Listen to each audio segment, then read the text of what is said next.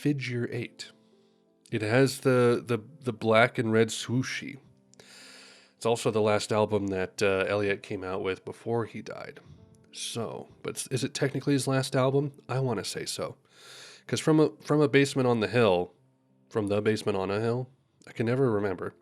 I don't think fully counts because like it wasn't finished. It wasn't assembled the way he probably would have wanted it to be. So I think this counts as his last album. And you know what? It might just be my favorite. There's only one song on here that I'm not super into, maybe two.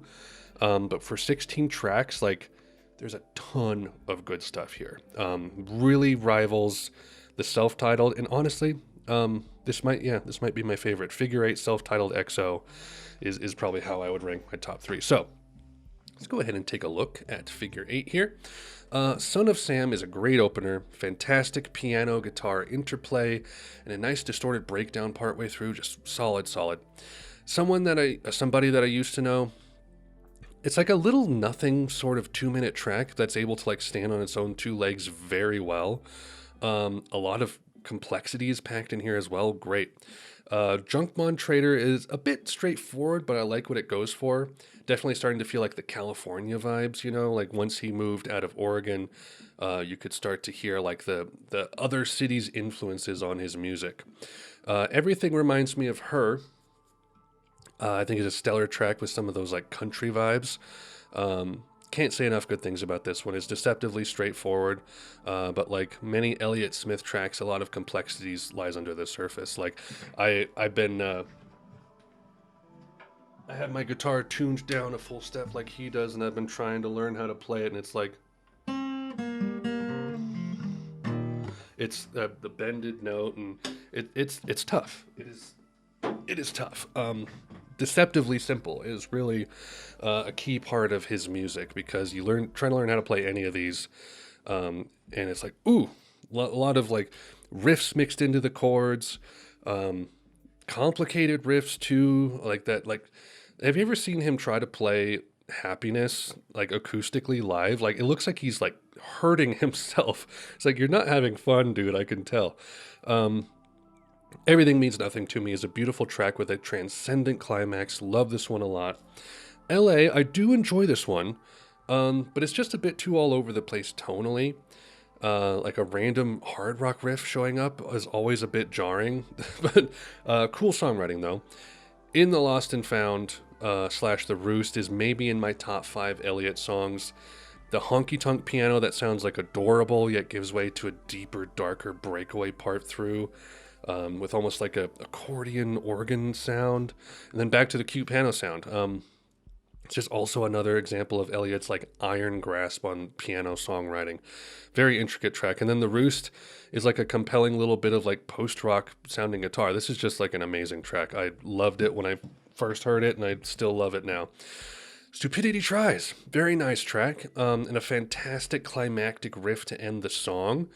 Not a lot to say, but it's a great track. This kind of feels like if this would be like where the vinyl would flip. Like Stupidity Tries, and then the first track on side B would be Easy Way Out. That's just the vibe I get. Easy Way Out, it's no Better Be Quiet Now, but it's still quite solid. Another deceptively simple track as well. Wouldn't Mama Be Proud? Some elements of this track don't really do it for me, but it's a decent rock track. Color Bars.